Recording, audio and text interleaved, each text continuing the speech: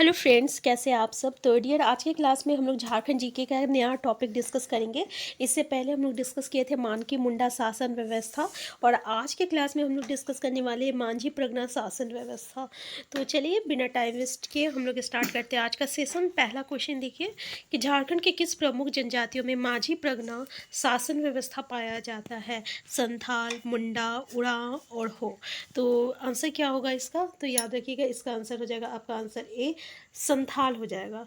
अगर हम लोग पूछे कि मानकी मुंडा शासन व्यवस्था जो है ये किस जनजाति में पाई जाती है, तो ये आपका हो जनजाति में जो है पाई जाती है। तो मांझी परगना किस में पाई जाती है, ये आपका संथाल परगना संथाल जनजाति में पाई जाती है। मांझी परगना शासन व्यवस्था संथाल जनजाति में पाई जाती है। नेक्स्ट क्वेश्चन है, मांझी परगना शासन व्यवस्था संथालों की शासन व्यवस्था है, और ये शासन व्यवस्था झारखंड के किस क्षेत्र में पाया जाता है। उत्तरी छोटा नागपुर, दक्षिणी छोटा नागपुर, संथाल परगना और पलामू प्रमंडल। तो आंसर क्या हो जाएगा, तो इसका आंसर हो जाएगा आपका आंसर सी, संथाल परगना हो जाएगा। ठीक है, मांझी परगना शासन व्यवस्था जो है झारखंड के विभिन्न भागों में पाया जाता है, लेकिन ये जो शासन व्यवस्था है झारखंड के आपका संथाल परगना क्षेत्र में जो है पाया जाता है। नेक्स्ट क्वेश्चन है आपका कि मांझी परगना शासन व्यवस्था में गांव का प्रधान कौन होता है।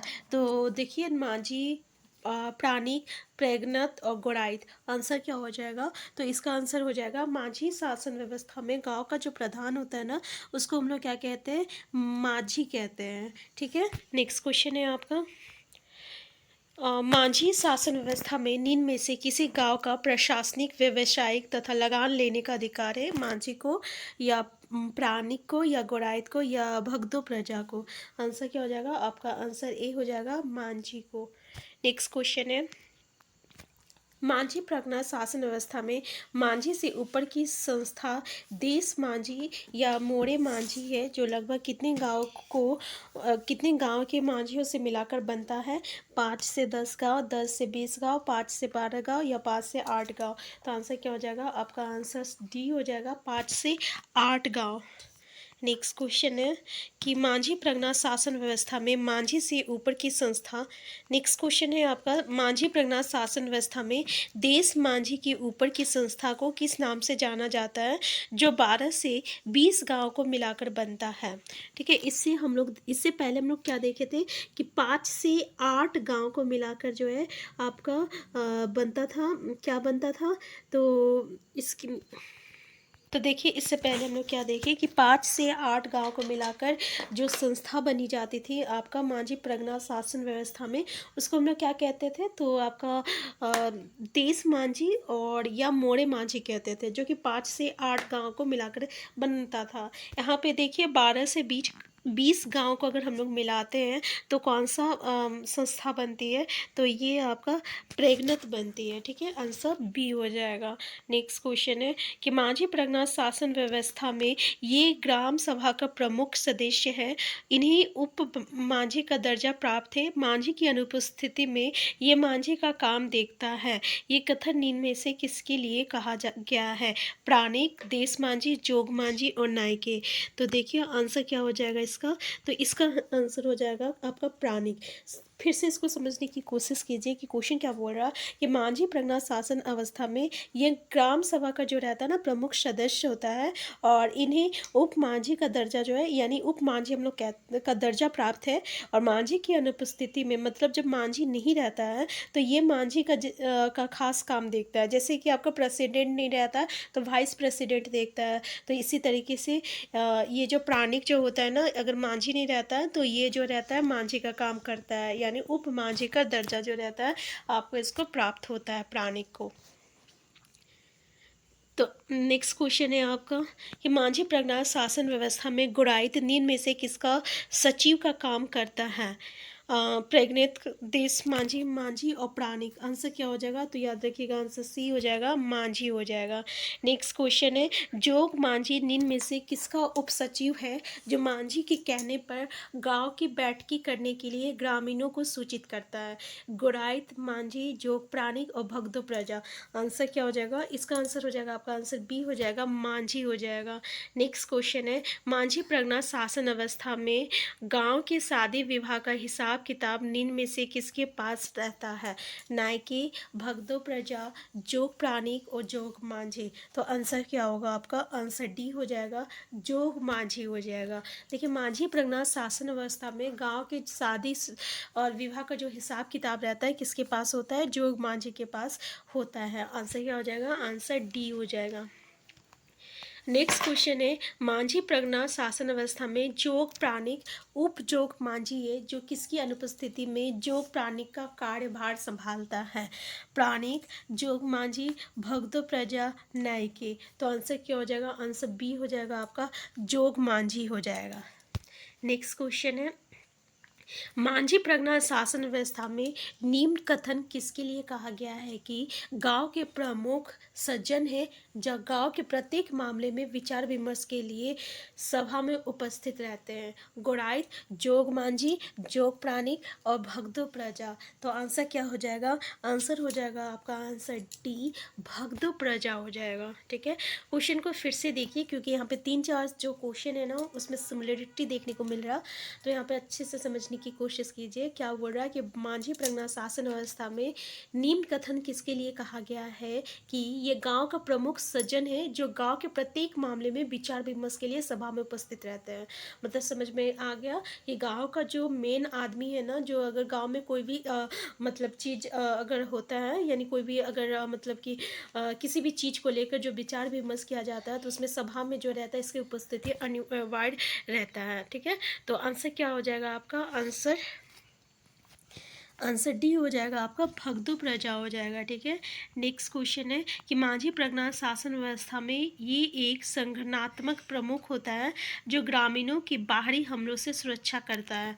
चौकीदार, नायकी, लासे टैगोर और गोड़ाइत। आंसर क्या हो जाएगा आपका? आंसर सी हो जाएगा, लासे टैगोर हो जाएगा। ठीक है, नेक्स्ट क्वेश्चन है, मांझी प्रज्ञा शासन अवस्था में नायके की मुख्य भूमिका निम्न में से क्या है? पहला है गांव की धार्मिक पूजा पाठ को संपन्न कराता है। दूसरा है धार्मिक अपराधों के मामलों पर अपना फैसला सुनाता है। तीसरा है ये गांव के अंदर जितने भी देवी देवता है उनका पूजा पाठ करता है। आंसर क्या होगा आपका? आंसर डी हो जाएगा। ये जितने भी स्टेटमेंट है ना ये बिल्कुल आपका सही है। तो नायके की भूमिका देख लीजिए, नायके की भूमिका क्या होती है मांझी प्रज्ञा शासन व्यवस्था में। नेक्स्ट क्वेश्चन है आपका कि मांझी प्रज्ञा शासन व्यवस्था में ये मांझी के आदेश से नेक्स्ट क्वेश्चन है, मांझी प्रज्ञा शासन अवस्था में ये मांझी के आदेश से बदमाश व्यक्ति अपराधी को पकड़कर बांधता है। निम्न में से ये कथन किसके बारे में कहा गया है? चौकीदार, नायके, लासे टैगोर टैगोर। देखिए ये प्रोनाउंसिएशन थोड़ा सा हमसे गलत हो गया, उसके लिए सॉरी। और गोराइद। तो देखिए आंसर क्या हो जाएगा आपका? आंसर ई हो जाएगा, चौकीदार। मतलब इसमें क्या होता है ना कि मांझी के आदेश से ये जो चौकीदार होता है ना, अगर कोई भी अपराधी होता है तो उसको ये पकड़कर जो रहता है यानी पकड़कर बांध के रखता है। ठीक है, तो ये किसका काम रहता है? ये आपका चौकीदार का काम रहता है। नेक्स्ट क्वेश्चन है, मांझी प्रज्ञा शासन व्यवस्था में कुछ क्षेत्रों में सभी प्रज्ञतों के ऊपर एक संस्था होता है। जब कोई मामला प्रज्ञतों द्वारा नहीं निपटाया जाता तो ऐसे मामले को डैश संस्था की सभा में निपटाया जाता है। ये संस्था निम्न में से कौन सा है? तो आंसर क्या हो जाएगा? पहला है मानकी, पढ़ा राजा, दूसरा है राजा और चौथा है दिशुम प्रज्ञा। आंसर क्या हो जाएगा? आंसर डी हो जाएगा आपका, दिशुम प्रज्ञा। जैसे कि हाई कोर्ट में अगर आपका बात नहीं सुना जाता है तो आप क्या करते हैं? सुप्रीम कोर्ट जाते हैं। ठीक है, ठीक है, ऐसे ही अगर इस सभा में जो होती है अगर मतलब कि वहाँ पे मामला नहीं निपटाया जाता है तो उससे ऊपर हम लोग कहाँ जाते हैं? दिशुम प्रज्ञा में जाया जाता है। तो आंसर क्या है आपका? आंसर डी है। नेक्स्ट क्वेश्चन है कि मांझी प्रज्ञा शासन व्यवस्था में निम्न में से किस एक को छोड़कर बाकी सभी पदाधिकारी को गांव की ओर से जमीन मिली रहती है? चौकीदार, नायके, लासे टैगोर और आपका भगदो प्राणिक। तो आंसर क्या होगा? आंसर हो जाएगा आपका आंसर डी, भगदो प्राणिक। ठीक है, देखिए इन सभी को छोड़कर जो है जितने भी यहाँ पे पदाधिकारी होती है ना उसको गांव की ओर से क्या होता है? जमीन मिलता है। नेक्स्ट क्वेश्चन है, मांझी प्रज्ञा शासन व्यवस्था से संबंधित निम्न कथनों में से कौन सा कथन जो है सत्य है? पहला, आपराधिक मामलों में सबसे हल्के दंड को करेला दंड कहते हैं जिसमें 50 रुपये तक दंड होता है। दूसरा है आपका संथाली। दूसरा है संथाली समाज में जब कोई अवैध संतान पैदा होता है तो उस संतान का नामकरण या गोत्र प्रज्ञत से कर दिया जाता है। और तीसरा विटलाहा एक तरह का सामाजिक बहिष्कार है। और चौथा है संथालों में चूल्हा तोड़ना बहुत बड़ा अपमान माना जाता है। तो इसमें अगर हम लोग देखें तो कौन सा कथन जो है बिल्कुल सही है, तो देखिए आंसर क्या होगा आपका, इसमें आंसर सी हो जाएगा, बिटलाहा। देखिए यहाँ से जो है एक क्वेश्चन पूछा जाता है, ठीक है, कि संथाल परगना में कौन सा जो दंड होता है ना, जो बहुत ही मतलब कि बड़ा दंड होता है, तो ये आपका बिटलाहा होता है। बिटलाहा मतलब क्या होता है ना, कि अगर यहाँ पे ये दंड कैसे दिया जाता है, किसको दिया जाता है, मान लीजिए कोई लड़का किसी लड़के के साथ जो है गलत मतलब कि काम करता है, तो इस तरीके के मामले में जो है ये जो दंड जो है ये दिया जाता है, जिसमें क्या किया जाता है कि जो मतलब अपराधी होता है ना उसको समाज से बहिष्कार कर दिया जाता है। तो इसको हम लोग बिटलाहा कहते हैं, जो कि आपका संथाल जनजाति में बहुत ही बड़ा दंड माना जाता है। तो इसका आंसर क्या हो जाएगा, आंसर सी हो जाएगा। नेक्स्ट क्वेश्चन है आपका कि मांझी प्रज्ञा शासन अवस्था में बिटलाहा एक प्रकार का सामाजिक बहिष्कार है और निम्न में से किसकी अध्यक्षता में लोग किसी परिवार का बिटलाहा करते हैं। मांझी, दीस मांझी, प्रेग्नेत और जोग मांझी। इसका आंसर क्या होगा, तो देखिए इसका आंसर हो जाएगा आपका आंसर सी, प्रेग्नेत हो जाएगा। तो अभी हम लोग डिस्कस कर चुके हैं कि बिटलाहा होता क्या है, और यहाँ से जो है हमें क्वेश्चन अगर संथाल जनजाति से आता है तो यहाँ से क्वेश्चन हमें जो है ज़रूर देखने को मिलता है बिटलाहा से। नेक्स्ट है मांझी प्रज्ञा शासन अवस्था में मांझी और प्रज्ञित के बीच रिश्ता से संबंधित कथनों में कौन सा कथन सत्य है। पहला, मांझी प्रज्ञित के अधीन कार्य करता है और प्रज्ञित के आदेश का पालन करता है। दूसरा है पुराने ज़माने में मांझी द्वारा वसूला गया खजाना प्रज्ञित के यहाँ जमा किया जाता था। तीसरा है वर्तमान में इसे अब मांझी द्वारा सीधे अंचल अधिकारी को जमा किया जाता है। इसमें से कौन सा स्टेटमेंट सही है, तो देखिए इसमें से जितनी भी स्टेटमेंट है ना, तीनों स्टेटमेंट ये बिल्कुल सही है, यानी आंसर डी हो जाएगा।